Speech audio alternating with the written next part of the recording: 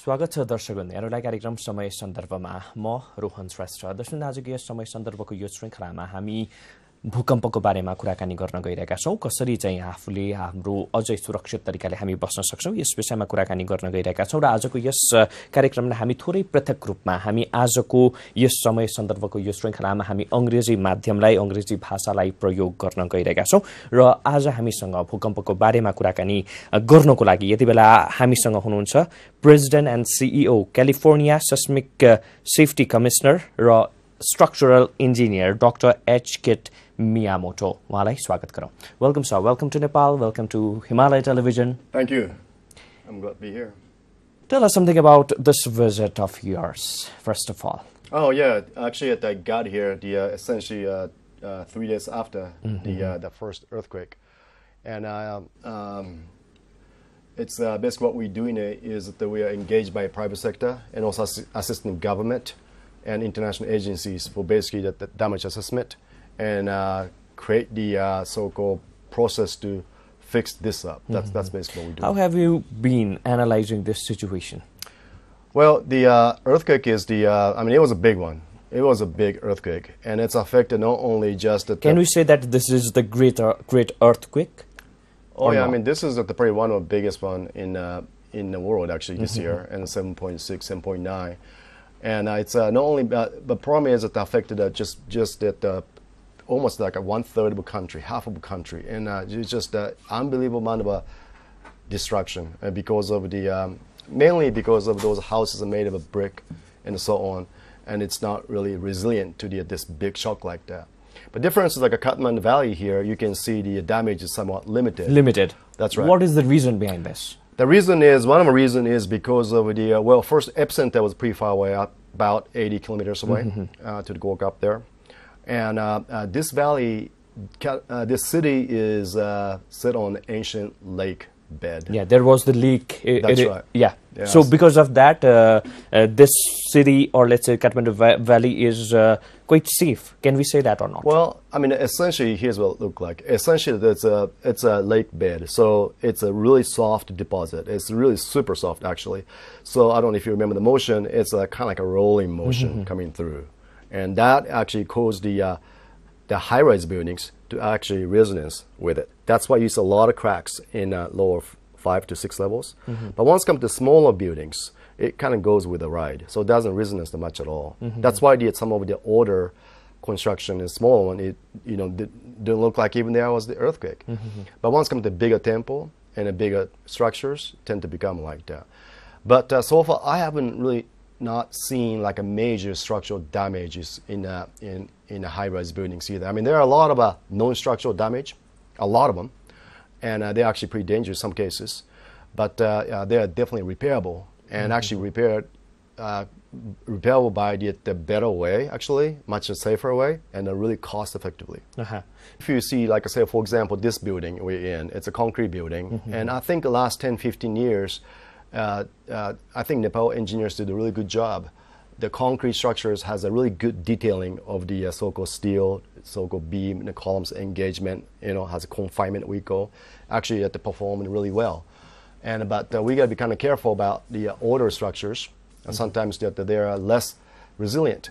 But there is always the way to do a seismic strengthening upgrade, and they're usually cost-effective. That's something we do globally, and from Istanbul to Haiti, they are definitely the affordable way to make it safer. Yeah. People have been comparing Nepal's earthquake with Haiti one. Can we compare that or not? Or how do you want to compare? Well, Haiti earthquake in 2010 also, I was there, and it was magnitude 7, but it's really closer to the Port-au-Prince capital itself. And so ground intensity is really high in the city itself. It's killed almost over 200,000 people, so it was a huge destruction.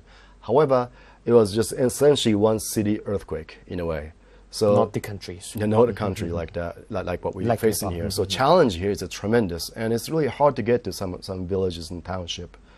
So this is definitely something this government alone cannot do it. It just definitely needed international support to do all, to fix all those villages there. But at the same time, this place has a robust private sector. And I noticed that private sector and the commercial sector really doing a lot about relief effort to go to the village, send it the food and water and shelter. And I think that's actually tremendous. Why have there been so many aftershocks? Why? Well, it's because it was a big earthquake and a really natural thing. You know, natural. Is this a natural process or something? Something we have to get serious about? No, it's pretty natural. I mean, I was totally expecting to have the magnitude 6.5 and higher, and which obviously we just experienced a 7.3. And you're going to see this kind of aftershocks for next 6 months, 1 year. Some is 5, magnitude 5. Some could be 6 and 7. Can we say that this is the aftershock, or it is the before the main shock, or the main shock? How can we analyze this? Well, I mean, per definition, this is the essentially aftershocks because the first one just basically slipped, and here's a 7.9, and after that, some events coming through. Some could be bigger, some could be less, but usually it's less.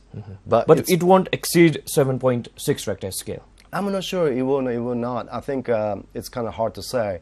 But it's not about magnitude. It's about the distance and also depth. Okay, so magnitude doesn't matter.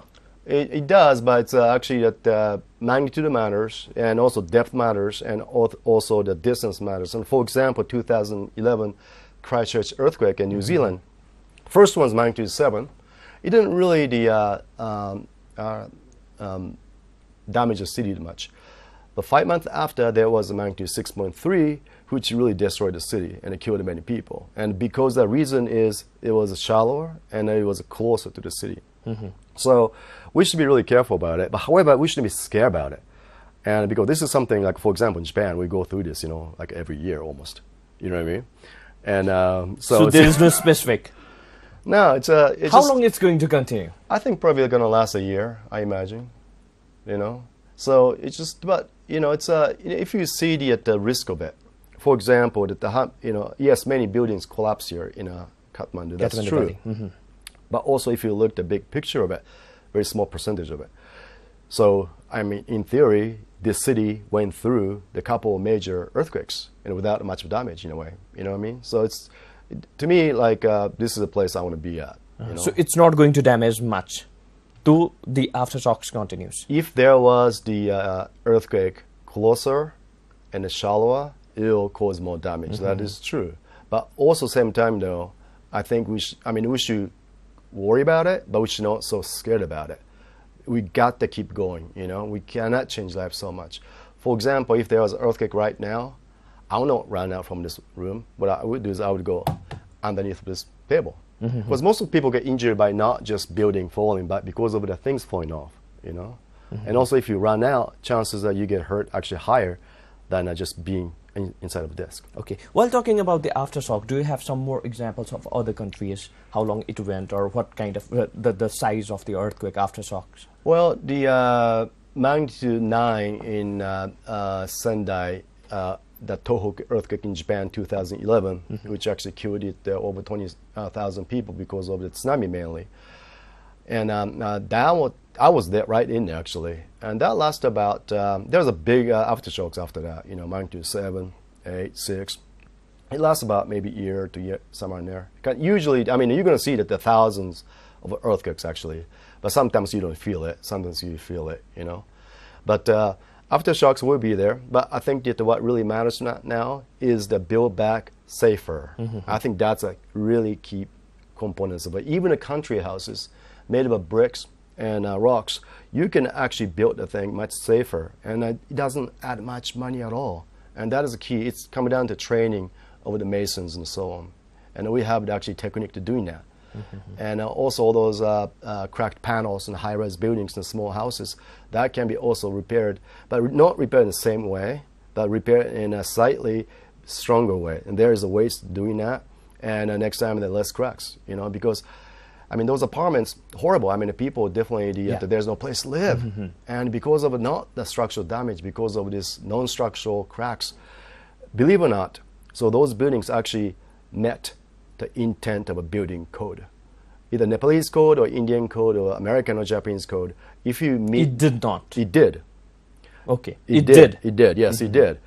But what is the reason behind the cracks and all? Because like this, essentially the building code is if you follow the minimum building code, it protects the life It's collapse prevention. That is the kind of a heart and soul of a building code. So if a big earthquake happen, that building or buildings damaged or may not be repairable. That's actually the whole concept of building code. So just following the just minimum code is not quite good enough. You know, has to do a little more than that.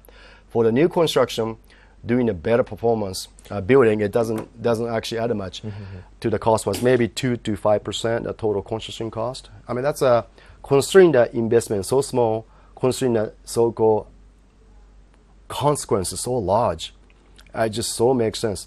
Now, the reason that those walls cracked is because of the building is here usually made of concrete frame structures, which means concrete columns and the beams, and that's acting as this what we call moment frames, just be able to take the sway.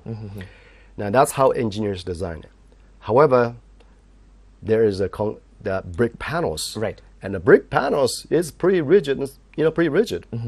So what happened is that before these beam and the columns activating it, start moving it, actually those brick walls take the loading. When it takes the loading, act as more like a bracing wall in a way.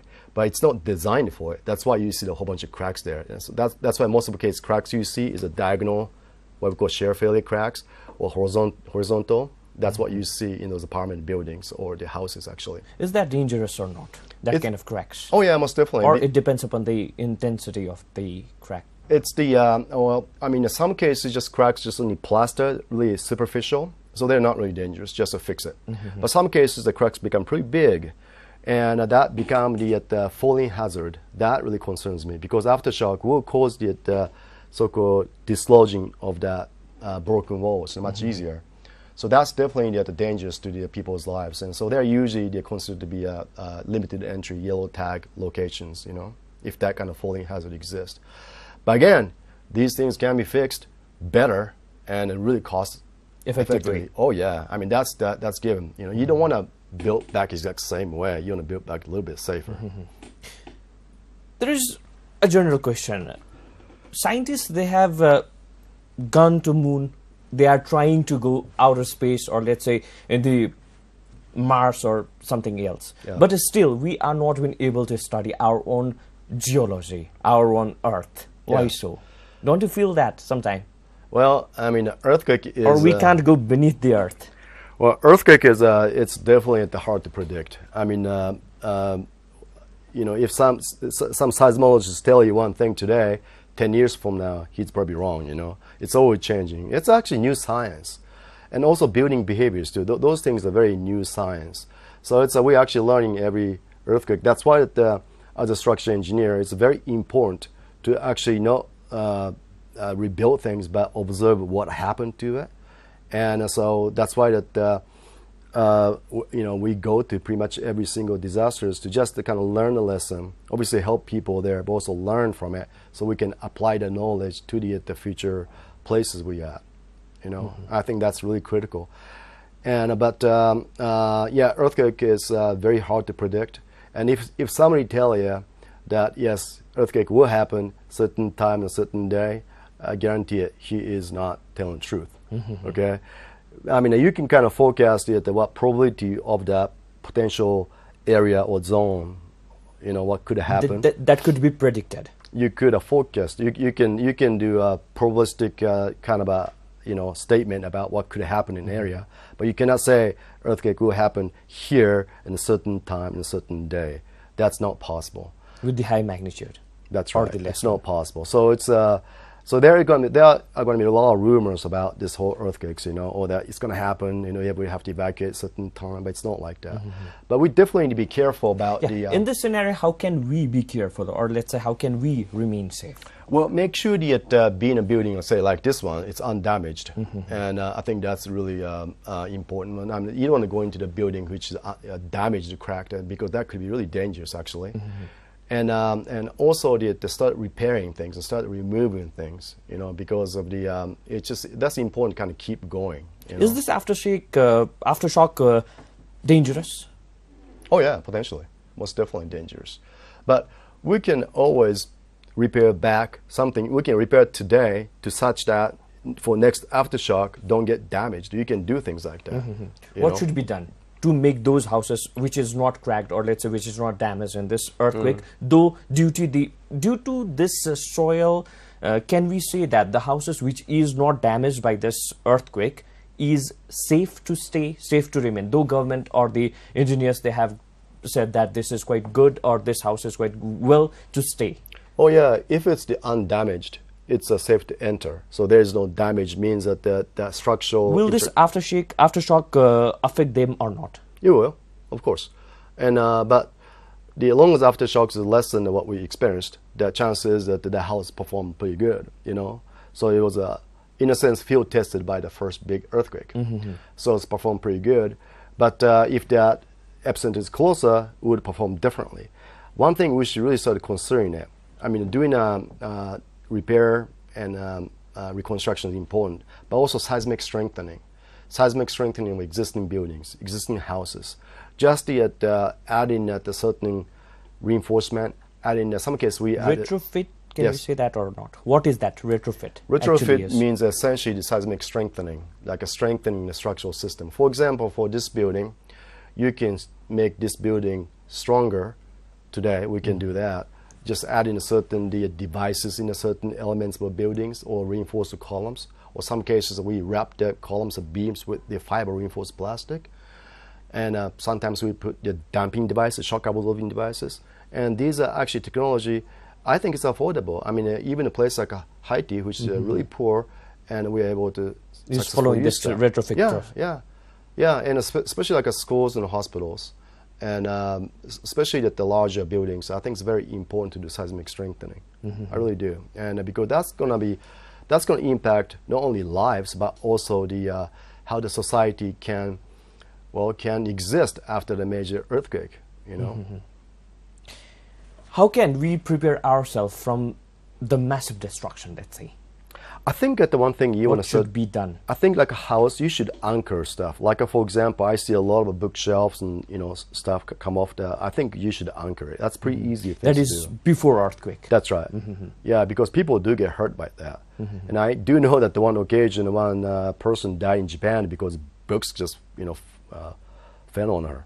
So it's definitely that the anchor, these elements are very important things to do. It's definitely save lives, and also I think run outside usually does not help much, especially if you're not, like out here, just try to run out. Chances are you're going to get injured before you come out there. That is during earthquake. That's right. What about post-earthquake? What should be kept in mind?